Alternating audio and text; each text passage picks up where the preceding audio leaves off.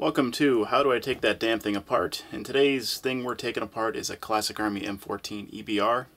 This is the same gun as a G&G M14 HBA.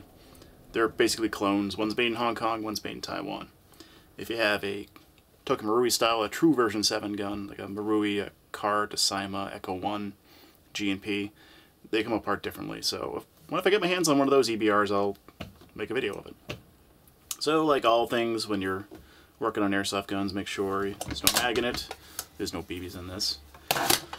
Make sure there's no battery in it. I know there's no battery in it because I get to put one in. And, you know, we're going to have to start this by actually taking something apart that you won't need to take apart, but to show you a little aspect of something you need to watch for, I need to take something apart that you won't need to. So, take off the grip, which is a big 6mm Allen bolt. So lay that aside, and I think we need some 2.5s. Take out these guys here, taking off the stock, which you won't need to do. But to see this on camera, I kind of need to take the stock and the grip off to make it better viewable. And pull up and slide out. Actually, that could be pulled down if the gun is upside down. So let's put this over here. Alright, so there's a screw that goes into the back of the motor housing, and you need to take that out to get the gearbox out of the gun. So, let's see if we can get some light on that, and a good angle on it. So, I think it's a 2.5 maybe a 2. It's a 2. 2mm Allen. Take that out. Pop this little plastic thing off. And you see in there, there's a little spring right there where this screw on the back of the motor housing is. You need to kind of have that perched on that and perched on this little rod, this flat piece of metal here for the adjuster on the stock to actually work. So you don't need to take your stock off to the sliding part of the stock off, of the grip off to do this. It just makes it easier for me to film. So that's how that little guy goes when you hook it back in there. And you know, I'm going to take this out now because it's probably just going to spring somewhere. You know, that's actually pretty easy, so if you don't want to hassle, that's the way to do it. But just kind of, it's almost, I'd say it's almost as long as a version, as like a long type motor spring. So just kind of hooks on there, which is easy to do when you're not looking at a camera. Which, we'll just assume this works. Because looking at it through the camera I can't do it, but hey, on a flat bench I can do it.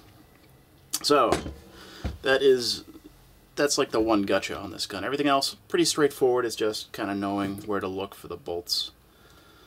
So, let's take off this lower here. Let's take the trigger guard and trigger assembly off. So we're just going to kind of pull it back and down being relative here, and out to the gun.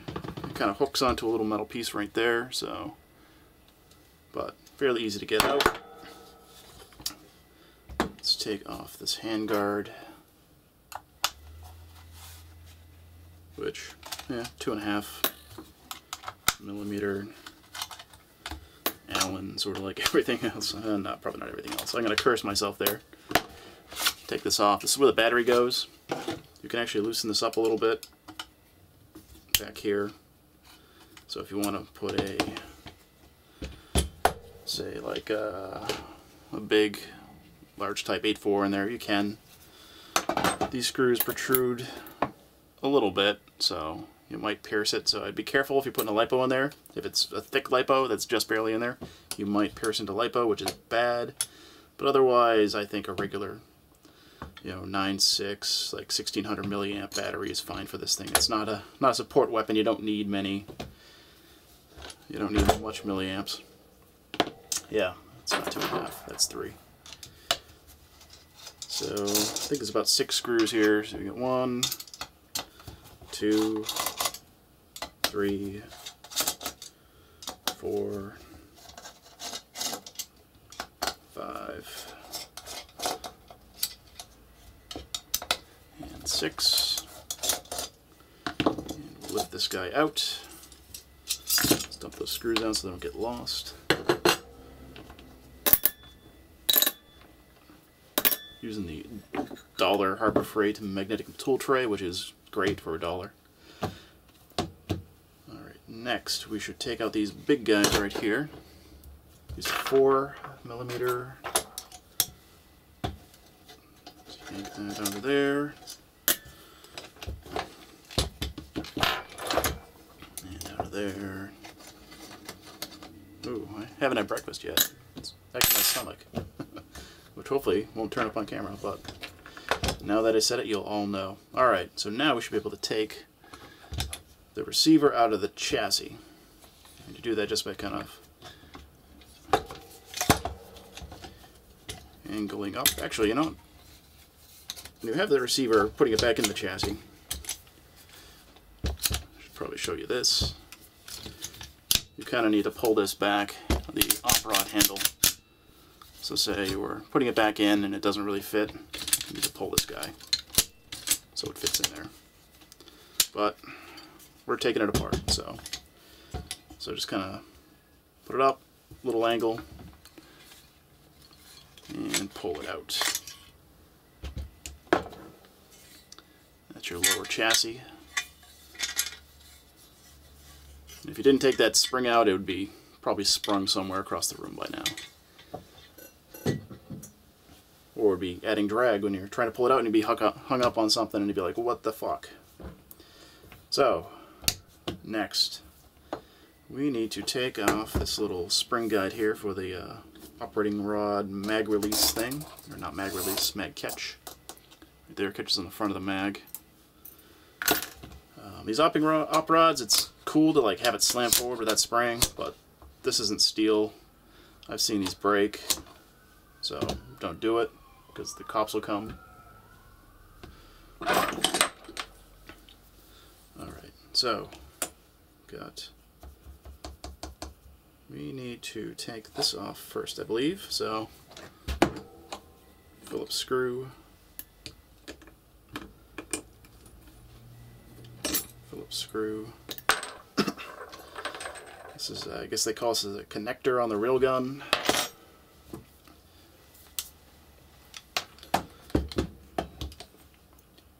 And we're going to bring this back to about here, because there's a little cutout to make it easy to take this out. Well, incidentally, on the G&G Classic Army version 7s, hop-up's up here. I think it's an AUG hop-up, but once we get it out, I will confirm. So, slide this back. Actually, am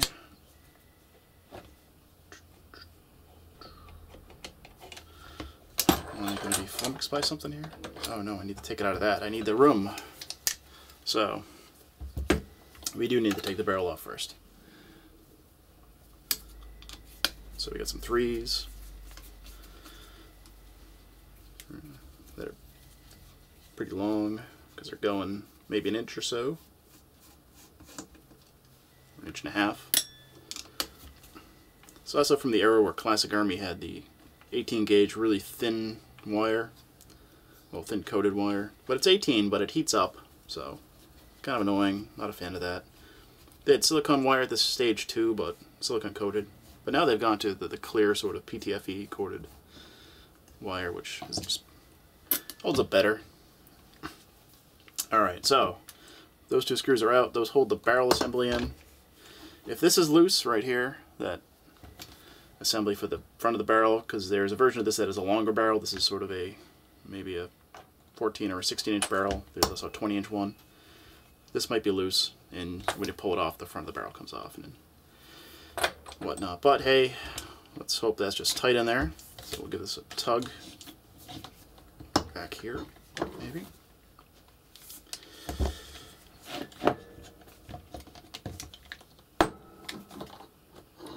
You know what, it's kind of tough. Let's use some leverage here. There we go.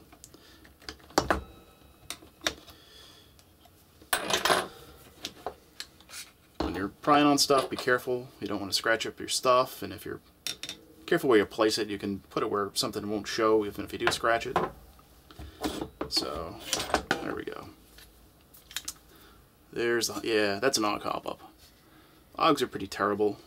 I don't recommend an AUG to anybody unless you hate yourself. So, but that's the kind of hop-up it uses. So let's put this aside. Yeah, now we can take this off because we have that.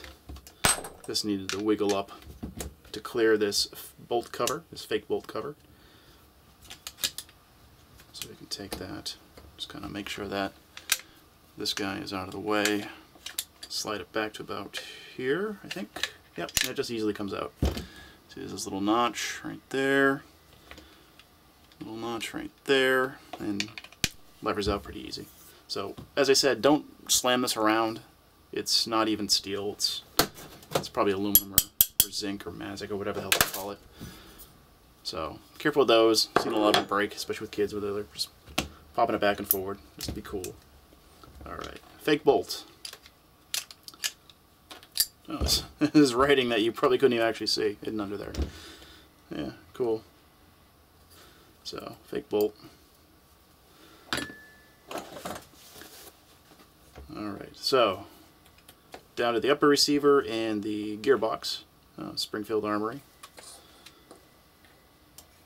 Kind of cool.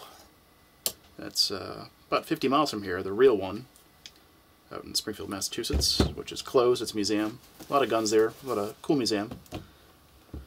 So we need to take off some Phillips head screws. So I got 2 here.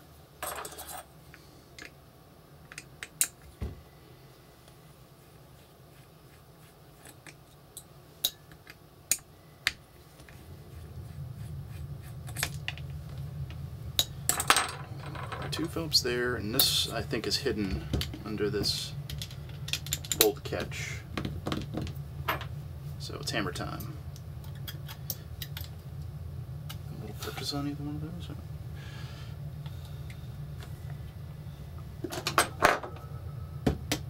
There it goes.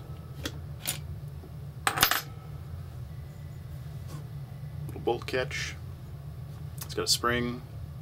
Don't lose it. Grub screw. It's pretty small. So this is a 1.5 millimeter. Let's take that out. And there it is. Oh, there's your upper receiver and all that.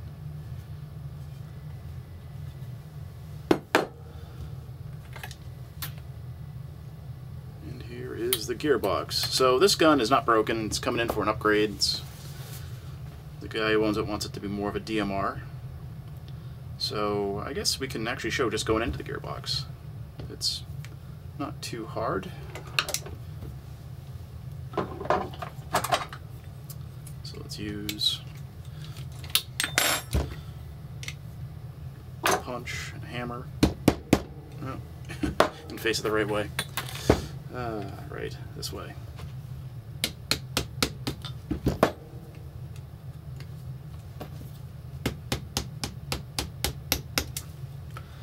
So this will slide off. I think it's already kind of loose. No, there it goes. As it catches on something. There's some riveting video right now. I could speed it up, but maybe I should speed this up.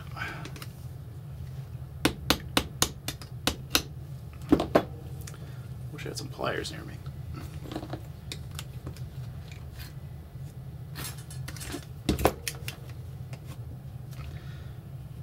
So unlike some version 3 guns, this one's on there pretty tight.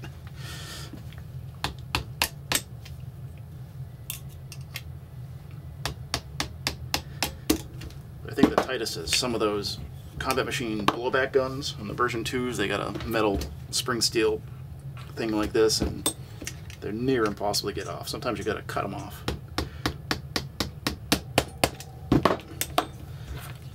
There it goes. Wow. Okay. So we have, I think, yeah, just the two holding that on. Excuse me. The motor is soldered on. It'd be kind of hard to get spades in there just because the angles. And it's also touching metal in there, so the spades might short out if it wears through any heat shrink you put over the spades. So I'd suggest just leaving it soldered instead of converting it to spade connectors. So we got this guy here. This guy here. Oh, it's already through. Just slide this in there, pop it out. You know what? Let's pause for a minute and zoom in a little bit. Alright, so previously on CSI Miami, I took out these two screws right here. Two Phillips screws. So let's take this guy off. There we go. It's just a regular Classic Army high torque, nothing special. It's not Neo. It's not the one. So we need to take off this screw right here, which is a bar that connects the fire selector. And there's a convenient screw here. When you're tightening metal screws into plastic, what you'd be doing if you're putting this back together, don't tighten it too much or else you'll ruin the plastic. You'll rip it right out. So now that is free. Let's take out these two guys here. Other two small screws that are obscured completely by my hands. Alright, there and there. Out. Here is our little plate.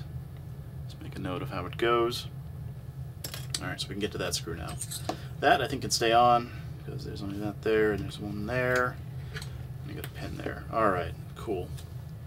So, you know what we should do? We should make sure that spring is decompressed. Let's take a little hook and pop it on in a reverse latch. There it goes. So I use one of these cheap Harbor Freight hooks. You just right there. See right there is the that's the inner reverse latch. Pop it. You don't want any surprises with a coiled spring in there. It just makes your life worse. And it's got a little hole so we can actually stick something in the back too, so it doesn't kick our ass when it comes out and knock over our coffee. No. Nope.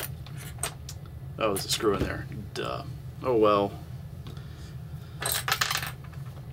So let's take the screw out. Oh yeah, magnetic screwdrivers, huge help. You can magnetize any steel screwdriver using a rare earth magnet. I use an old hard drive magnet. A few passes over it, done.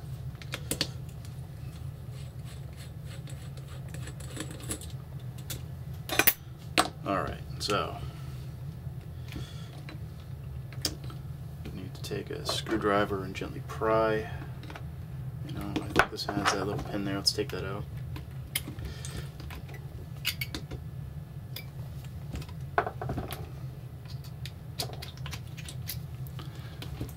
Yep, done. Alright.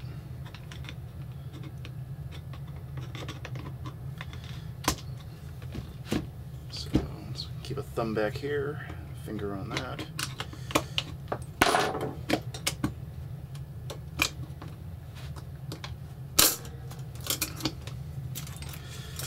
You know, if it didn't have the screw in the back, we could have just stuck a screwdriver there and it makes it easier.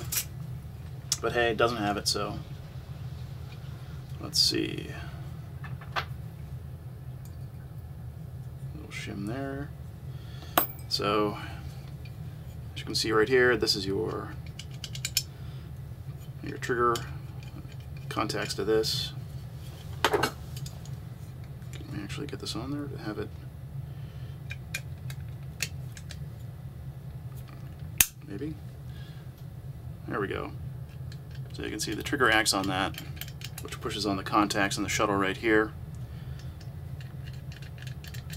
Much different than the true version 7. This is sort of G&G's interpretation of the version 7. G&G first made the M14 like this.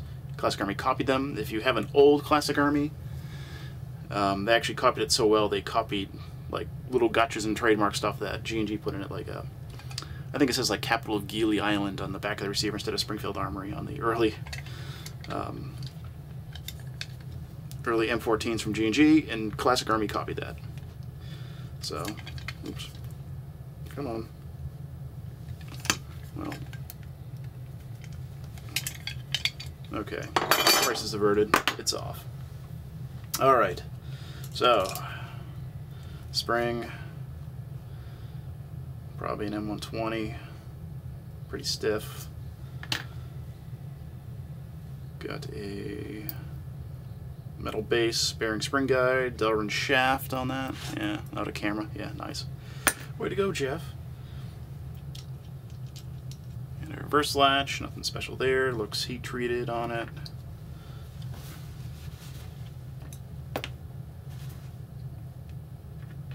Let's not lose that little spring. The gears, I believe, are different in this gun, so let's keep getting there. Oh yeah, this is different too. We'll get to that. So, let's pull this stuff out. So it actually has a compression spring as opposed to an extension spring like a regular version 2, version 3 gun would have on the tappet plate. Kind of a shitty... These are okay-ish, but I've seen them break. They're better than the VFC pistons, but compression's good.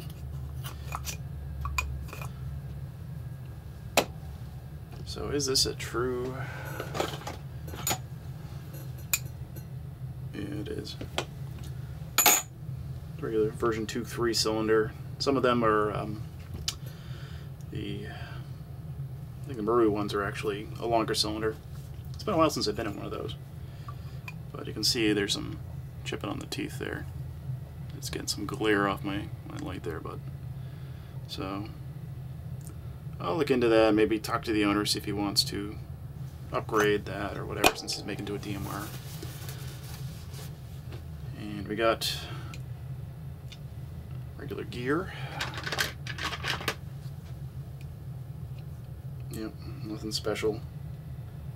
Just a regular version 2.3, not the SR25 style gear. So these look to be regular version 2/version 3 gears, not the version 7 like you'd see in a Marui or a Cart or Sima. So yep, 7mm bearings. Yeah, maybe 8, yeah, maybe 7 though. Micrometer, not at hand, so you'll never know unless you open your own up. There's contacts right there. The magazine actually feeds through the front of the gearbox. So there's a little spring on this little spacer. This little goes right here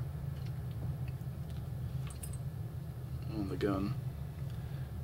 Makes putting the gearbox back together a little bit of a hassle, but not too bad. It's just one of those things you got to remember to do. Otherwise, when you get the gun back together, you're like, oh crap, I left that out. So yeah, that's that. Very similar to the ICS gearbox, the M1 Garand that I took apart, and then I had a spring come loose in that. Very, very similar. So, if you like this video, like, comment, subscribe. As always, you can find us on Facebook, Master Hobbies/Facebook, or you can come to our store in person. We're at 565 Main Street in Cherry Valley, Massachusetts.